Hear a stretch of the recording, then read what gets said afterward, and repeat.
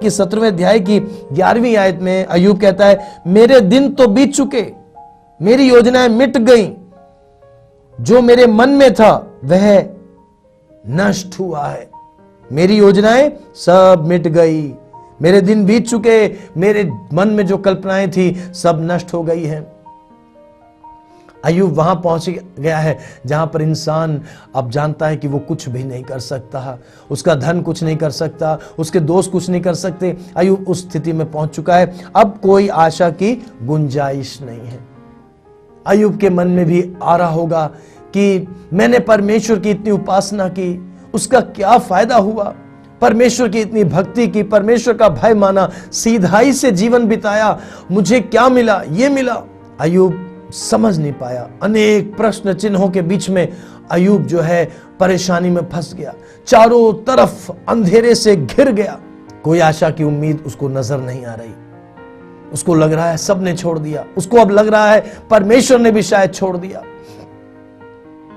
प्यारे मित्रों, ऐसे में अय्यूब के जीवन में कुछ बड़ी घटना हुई।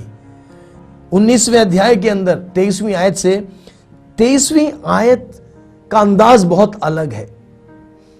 मायूसी से भरे हुए इन अध्यायों के बीच में अचानक से 19वें अध्याय की 23वीं आयत, वहां पर जो अंदाज है बिल्कुल अलग है। अय्यूब यूं कहता है, भला होता कि मेरी बातें लिखी जाती, भला होता मेरी बातें पुस्तक में लिखी जाती, लोहे की टांकी से सदा के लिए चट्टान पर खोदी जाती। अरे, एक बीमार आदमी जो कब्र के मुंह तक पहुंच चुका है, जैसे हम हिंदी में कहते हैं कि एक टांग कब्र में है, जो मोहताज है, निसहाय है, खड़ा भी नहीं हो पा रहा है। 19वें अध्याय की 13वीं आयत से हम आगे पढ़ेंगे तो अय्यूब की परिस्थिति बड़ी ही दर्दनीय शब्दों में वहां पर बहुत सारी बातें लिखी है। हमारे पास इतना समय नहीं है कि मैं सब कुछ पढ़ूं, पर 20वीं आयत पढ़ता हूं। वहां लिखा है, मेरी खाल और मांस मेरी हड्डियों से सट गए हैं, मैं मृत्यु से बाल बाल बच गया हूं। मृत्यु से बाल बाल बचा हुआ है, दुबला पतला हो गया, बिल्कुल हड्डियां दिख रही हैं। और ऐसा बीमार व्यक्ति अचानक से बोलता है, भला होता, मैं कुछ कहने जा रहा हूं और भला होता मेरी ये बात चट्टान पर हमेशा के लिए लिखी जाती। अय्यूब, क्या हो गया? क्या तू ठीक हो गया? क्या तेरी बीमारी दूर हो गई?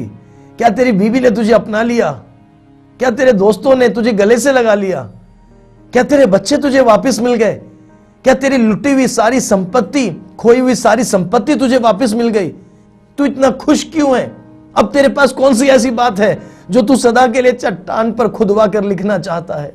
प्यारे मित्रों, ना तो अय्यूब की बीमारी दूर हुई, ना उसकी पत्नी ने उसको अपनाया, ना उसके मित्रों ने उसको गले से लगाया, ना उसके बच्चे उसको वापस मिले, ना उसकी खोई हुई संपत्ति, लूटी हुई, छीनी हुई संपत्ति उसको वापस मिली। क्या हुआ? उसको प्रकाशन मिल गया। उसने परमेश्वर की आवाज सुन ली, उससे परमेश्वर ने कुछ बात की, उसकी आंखों के ऊपर से परमेश्वर ने पर्दा हटाया। प्रभु की स्तुति होने पाए, प्रभु की स्तुति होने पाए। परमेश्वर ने उसकी आंखों के ऊपर से पर्दा हटाया और उसको कुछ आगे की बातें दिखा दी। मुझे देखने वाले प्यारे अजीजों, दुनिया में सबसे बड़ा धन है परमेश्वर की वाणी। दुनिया में सबसे बड़ा धन है परमेश्वर के वचन का प्रकाशन। अगर हमें पवित्र शास्त्र की कोई बात समझ में आ जाए, पवित्र शास्त्र बाइबल में से अगर हमें कोई दिव्य प्रकाशन मिल जाए कि तो ये दुनिया के किसी भी धन से बढ़कर है, हमारे शरीर के स्वास्थ्य और हमारी चंगाई से बढ़कर है परमेश्वर के वचन का प्रकाशन। परमेश्वर का ये वचन, इसमें जीवन है, सामर्थ है। अय्यूब को क्या मिला? अय्यूब को प्रकाशन मिल गया। अय्यूब से परमेश्वर ने बात की, और सबसे बड़ी बात जो अय्यूब को परमेश्वर ने दिखाई, पुनरुत्थान का सच उसको बताया। अय्यूब सोच रहा था अब मैं मरने वाला हूं और मैं एक बार मर गया तो किताब बंद हो गई और उसके बाद सब कहानी खत्म। परमेश्वर ने कहा ऐसा नहीं है, भक्तों के लिए मृत्यु के बाद भी एक भविष्य है। पुनरुत्थान की सच्चाई, धर्मी जन मृत्यु को पराजित कर कर मृतकों के बीच में से जी उठेगा, महिमा को धारण करके परमेश्वर की उपासना करेगा। यह सच्चाई परमेश्वर ने अय्यूब को बता दी। अय्यूब ने दर्शन में देखा कि एक ऐसा समय भविष्य में आने वाला है जब उसका पुनरुत्थान होगा, मौत को हराकर वो पुनः जीवित होगा और महिमा को धारण करेगा, एक ऐसा शरीर धारण करेगा जिस पर बीमारी का कोई असर नहीं होगा, और वो हमेशा हमेशा परमेश्वर की महिमा करेगा, हमेशा की जिंदगी पाएगा। ये बात जैसे ही उसने दर्शन में देखी, वो इतना प्रफुल्लित हो गया, इतना खुश हो गया, उसकी परिस्थितियों के ऊपर से उसकी नजरें हट गई। प्रभु की स्तुति होने पाए। अब अय्यूब को समझ में आ गया उसकी भक्ति बेकार नहीं है, उसने जो परमेश्वर की उपासना की है वो बेकार नहीं है।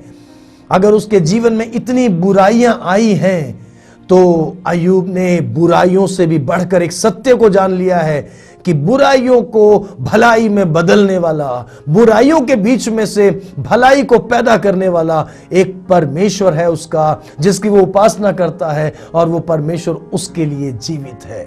तब वो कहता है मुझे निश्चय है मेरा छुड़ाने वाला जीवित है। जहां अय्यूब को लगा था सबने उसको छोड़ दिया, जहां अय्यूब को लग रहा था कि वो अंधियारे में टटोल रहा है, यहां तक कि परमेश्वर ने भी उसको छोड़ दिया, जहां अय्यूब को लग रहा था मौत के साथ उसकी जिंदगी हमेशा हमेशा के लिए खत्म होने वाली है, वहीं पर अय्यूब के विचार बदल गए, उसका रवैया बदल गया, उसका दृष्टिकोण बदल गया। जैसे ही परमेश्वर ने उसकी भीतरी आंखें, उसकी रूहानी आंखें खोली और अनंत की सच्चाइयां उसके ऊपर प्रकट की।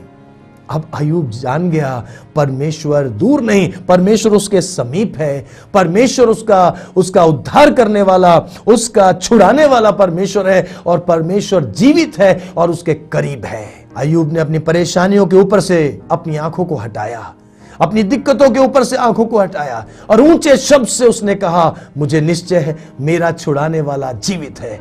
आज मैं आप सबसे यही कहूंगा, परिस्थितियों के ऊपर से नजर को हटाएं, अपने छुड़ाने वाले परमेश्वर पर अपने नजरों को टिकाएं, और परिस्थितियों के बीच में, दुखों के बीच में, चुनौतियों के बीच में, परेशानियों और बीमारियों के बीच में अपने छुड़ाने वाले परमेश्वर का दर्शन पाएं, और चिल्ला चिल्ला कर उसकी आराधना करते हुए कहें मुझे निश्चय है मेरा छुड़ाने वाला जीवित है। अगर अभी तक आपने हमारा चैनल सब्सक्राइब नहीं किया है तो शीघ्र सब्सक्राइब भी करें, ताकि हमारे इस प्रयास को बढ़ावा मिले और प्रभु का वचन बहुतों तक पहुंच सके। बहुत बहुत धन्यवाद।